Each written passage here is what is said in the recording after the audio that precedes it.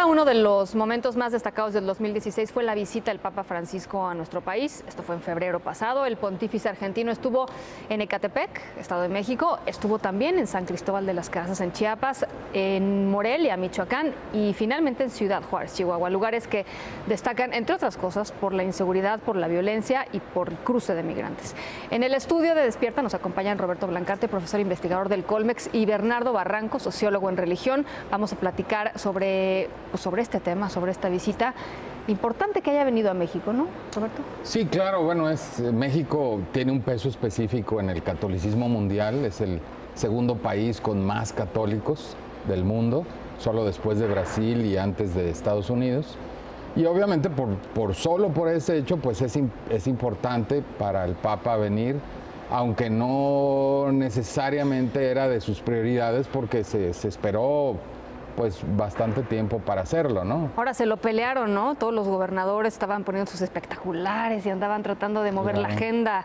¿Qué pasó ahí? Fue vergonzosa la actitud de la clase política mexicana en esa visita, porque se muestra que la clase política en México sigue siendo clerical. Entonces muchos, incluso que hablaban de la laicidad del Estado y tal, lo que querían era buscarse en Palacio Nacional una foto con el Papa, estar cerca de él, ¿no? El gobernador de Chiapas hasta se hincó y le besó la mano. O sea, realmente uno se pregunta sobre lo que es efectivamente la laicidad de un Estado mexicano cuando tiene una clase política que es profundamente religiosa. Yo lo que creo es que permanentemente la clase política busca legitimidad perdida, una legitimidad perdida, y encuentra en lo religioso y en la Iglesia esta posibilidad de tener mayor ascendencia en la población. Entonces, de un tiempo para acá se convierten en piadosos. Los gobernadores precisamente de Veracruz y el gobernador de Chihuahua entregaron sus gobiernos al Sagrado Corazón de Jesús. Míralos dónde están ahora, igual Margarita Arellanes en Monterrey.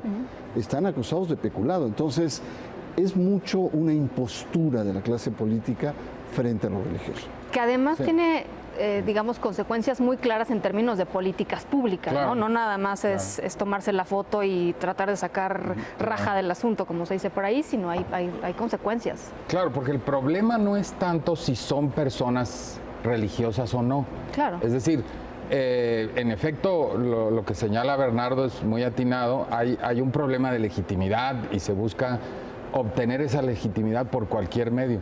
Pero el problema es que, más allá de tener o no una creencia religiosa, confunden sus creencias personales con su función pública. Y ese es el verdadero problema. Cuando cualquier persona que tiene una función pública confunde una cosa personal con lo que tiene que hacer para el público, para el conjunto de la población, es cuando empiezan los verdaderos problemas. ¿Por qué? Porque a partir de las creencias personales muy válidas de cada quien, quiere imponerle al conjunto de la población una doctrina que ni siquiera los mismos católicos necesariamente comparten, digamos, ¿no? Y aquí vino a la Ciudad de México a regañar a los obispos, yo diría, ¿no? En Chiapas fue a resaltar la imagen del obispo Samuel Ruiz, y así por el estilo. Y obviamente en Ciudad Juárez fue a decir que necesitamos puentes en lugar de muros. Mira, yo creo que para evaluar la visita del Papa son como varios aspectos y varios aspectos donde toca la realidad propia de México como sociedad. Ya vimos la política, ¿no? Cuestiona sobre todo la corrupción y los políticos se resbalan y se quieren sacar la foto con el Papa. No lo aplauden, es más. A nivel religioso fue severo con la Iglesia Católica, porque les plantea, hay desunión, ¿se acuerdan? Pelense como hombres. Como hombres, si hay que pelearse. ¿Qué significa? Pues hay un hervidero al interior del episcopado y les pide mayor pastoralidad. Dejen de ser príncipes, conviértanse en pastores, gente que esté con la gente. Un mensaje con dedicatoria, ¿no?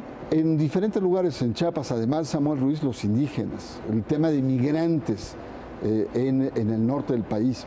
Yo creo que hubo un contenido social. Sin embargo, muchos se sintieron defraudados por el Papa porque no vio a la gente de Ayotzinapa, por ejemplo, no habló de manera contundente sobre el tema de la mujer, ¿no? de lo que representa en el país. Ese es un aspecto muy importante. Y también el aspecto social y mediático. Dos palabritas sobre esto. El Papa convocó a más de 10 millones de personas, 10 millones de personas, pero en medios fueron más de 40 millones de personas que ese fin de semana lo estuvieron siguiendo. Entonces es muy interesante la capacidad que tuvo de convocatoria el Papa Francisco. Y en términos mediáticos, a nosotros nos tocó participar en otros, se da un brinco, por así decirlo, en el tipo de cobertura. Ya no es más la cobertura sentimental o la exaltación del personaje o la reiteración religiosa, sino más un análisis. Una cobertura más noticiosa, digamos. Y más analítica. Creo que hubo una alternativa en términos mediáticos. Yo estuve en Canal 11, es decir, ya no quedarse solo con las impresiones religiosas que te mueven, la descripción religiosa, sino el análisis. Yo creo que esto también es muy importante porque marca un parteaguas en las coberturas del Papa. Y digamos, retomando toda la vena social, que se explica mucho de dónde viene el propio Papa, porque creo que a este Papa hay que entenderlo en medio de su cultura política. Y la cultura política argentina es así. O sea, es una cultura política muy metida en las masas, muy metida en un cierto populismo también, y enfocándose en temas sociales que son agudos, ¿no? No, obviamente no nada más para el contexto argentino, para el contexto mundial. Y eso es algo que digamos que él ha abrevado, de lo cual ha abrevado, y que obviamente expresa. Es un poco como pensar, así como Juan Pablo II era evidentemente un papa polaco, con una cultura política polaca, pues este Papa es argentino y trae esa cultura política también, ¿no? Ahora, yo creo que también el Papa levantó muchas expectativas sociales, que muchas, sobre todo en el mundo de los opinadores, de los intelectuales, no dejó muy satisfecho. No solamente fue Ayotzinapa, también hubo un poco de silencio en torno a la pederastia en México, y el tema de la mujer. Pero yo creo que el Papa venía con mucha fuerza, de haber tenido un discurso conmovedor con la clase política norteamericana en septiembre del 2015, había tenido una de las encíclicas más importantes de la Iglesia en el siglo XXI, que es Laudato Si, sobre el medio ambiente, y venía de Sudamérica, donde tenía una fuerza, o sea, venía con un caudal muy, muy poderoso, que para algunos quizá pudo haber ido más allá. Sin embargo, a la distancia un año, la verdad que dijo cosas muy duras, pero que se han quedado diluidas, no han sido todavía recepcionadas, porque la Iglesia mexicana no quiere recepcionar lo que dijo el Papa. Mi siguiente pregunta iba en ese sentido. ¿Dejó fortalecida a la Iglesia mexicana o no?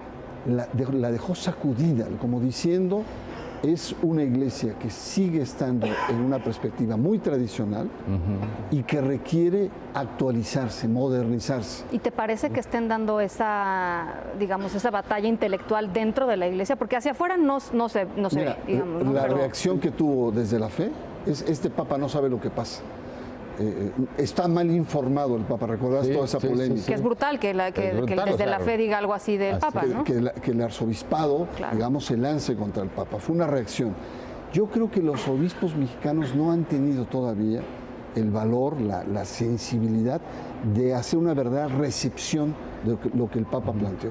Pero tampoco hay fortaleza laica, o sea, muestra la debilidad que está viviendo hoy la Iglesia mexicana en términos de estructura. No la catolicidad, no la que está, como vimos en las semanas anteriores, yendo a la Basílica de Guadalupe, que es religiosidad populares. No, me refiero a la estructura de la Iglesia. Cuando se organiza una visita papal, es obvio que las visitas se negocian de alguna manera, ¿no? Es decir, se dice, bueno, el Papa quiere hacer esto, y el gobierno obviamente también dice, bueno, nosotros quisiéramos que hiciera esto o que fuera a estos lugares. ¿Eso sucede en todos lados del mundo? En todos lugares del mundo, sí, porque obviamente pues es una visita de en este caso lo asumen como jefe de Estado, pero se sabe que es al mismo tiempo el jefe de la Iglesia Católica. Y entonces obviamente se trata de manejar, no es que pongan vetos ni nada. Y yo creo que el resultado de eso es que muchas de las visitas suelen ser muy diplomáticas. ¿Qué fue e hizo este Papa en Cuba?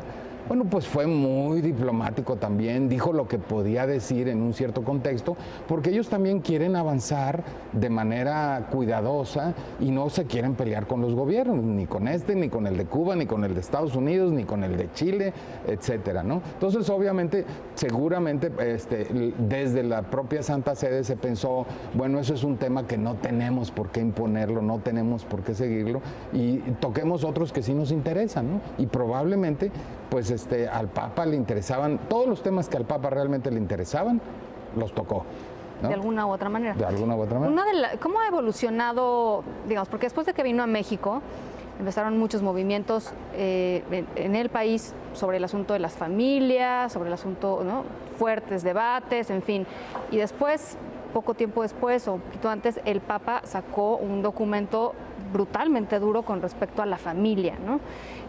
¿Cómo evaluarías tú un poco qué ha sido el 2016 en términos intelectuales del Papa, digamos? ¿Cuál fue el foco de su pensamiento y Yo su creo doctrina? que el Papa en 2016 ha sido un Papa acosado por la reacción de la curia conservadora. La curia conservadora, que son resabios de la curia de Juan Pablo II y de Benedicto XVI, que tenía una postura de una iglesia que estaba por encima de la sociedad y que dictaba cátedra y que decía la verdad. Y este Papa, como tú lo señalaste al principio en la introducción, trae un estilo diferente, trae un estilo más dialogante, de mayor apertura, de mayor sensibilidad sobre los problemas actuales. Entonces, el tema de este texto sobre la familia es un texto tremendamente negociado con los sectores. Pero el problema es que ya no solamente una negociación de cuestionamientos, sino que ya se le están yendo la yugular al Papa. En noviembre, principios de diciembre, algunos cardenales, entre ellos Burke, que es uno muy poderoso, acusa al Papa de hereje. Imagínate ya los niveles de tensión que están teniendo en Roma. Es el argentino, es el que quiere gobernar la iglesia con homilías parroquiales dominicales. Es el argentino populista, medio peronista. Es decir, los conservadores además europeos también. Sí. Y el problema, creo yo, adicional, es que este acoso se da en el contexto de un Papa que acaba de cumplir 80 años, este 17 de diciembre, y obviamente está la idea de que es cada vez más viejo y cada vez con más dificultades para gobernar por lo mismo, ¿no? Entonces, digamos que la presión aumenta también en ese sentido, porque los opositores del Papa saben que esto depende de cuánto tiempo dura el Papa. No digamos, de la debilidad o no física sí, de física, él. Pero además de cuántos años va a durar, porque obviamente un tipo de pastoral que se establece después de 20 años no es lo mismo que un tipo de pastoral que tiene 1 o 2 años y luego se acabó, ¿no? Al Papa le quedan 5 años y no le falta Argentina, por ejemplo. No, yo lo que creo es que la clave de este pontificado es la reforma de la Iglesia Católica. Desde hace 3 años se viene reuniendo, ¿no? Piensan y las resistencias, de cómo administra la resistencia. Hace unas semanas hubo una entrevista en la televisión italiana en donde él dice que él detesta a aquellos que lo adulan, pero que merece a sus opositores, ¿no? Dice, me los merezco, porque soy tan pecador como ellos. Es decir, lo cual está hablando de una guerra interna muy poderosa que en este momento el Papa está teniendo. Ahora, ojo, el Papa es jesuita y el Papa ha sido educado para manejar, conservar y administrar el poder. O sea, no es ningún ingenuo. Tendrá cara de bueno, como lo estamos viendo y tal, pero es una persona muy aguda políticamente. Ahora, finalmente, esta reforma de la Iglesia, el elemento central es hacerla una Iglesia un poco más liberal. Una iglesia más acorde a las exigencias de la sociedad contemporánea, papel de la mujer. No es posible que la mujer haya ascendido socialmente en todos los terrenos. En la Iglesia, al contrario, está perdiendo terreno. El tema de los divorciados vueltos a casar, el tema de los homosexuales, la sexualidad. Es decir, hay el tema sobre todo de la agenda social, la opción por los pobres, la opción por la justicia social. Son temas que la Iglesia ha olvidado. Aunque el problema es que no sabemos exactamente qué quieren decir cuando dicen vamos a hacer esta reforma, porque todavía no nos han dado el proyecto, ¿no? Se dijeron hace ya varios años, por lo menos 2, dijeron vamos a crear este comité que nos va a proponer una serie de reformas. Y el comité no ha hecho, digamos, no sé si ha hecho mucho. No tiene mucha prisa. Pero no parece tener mucha prisa. Yo creo que son gente muy respetable. Entre ellos, por ejemplo, está el exnuncio ante México, Giuseppe Bertello, respetabilísimo. Pero yo no sé qué ha pasado, que no han sacado precisamente este proyecto de reforma, entonces no podemos saber qué es lo que ellos están entendiendo por reformar, ¿no? No sabemos si van a llegar hasta yo dudo mucho que vayan a llegar a plantear el tema de las mujeres, yo dudo mucho que vayan a plantear otros temas, más allá de lo que ya planteó el Papa, y el Papa ha sido también muy, digamos, digamos, claro respecto a que lo de la mujer no se mueve mucho, por lo menos el tema del sacerdocio femenil, ¿no? El Papa no ha movido la doctrina, pero ha tenido ciertas actitudes diferentes. Y el tema de que concede a los sacerdotes el don de poder perdonar, ¿no? Sí. Que tiene sus asegúnes. Una mujer moderna dice, yo no tengo que pedirle perdón, menos a la Iglesia. Pero eso es un lenguaje, ¿no? Pero al interior eso dice, oye, te estás pasando, Francisco, ¿a dónde vamos? Sí, claro. Entonces creo que son parte de las tensiones que vive hoy la Iglesia. Y que bueno, es un momento muy apasionante que está viviendo Francisco en medio de un torbellino, pero también el futuro de la catolicidad. Pues muy interesante. Muchas gracias por ayudarnos a hacer esta evaluación, Roberto, Bernardo. Muchas gracias. Muchas gracias.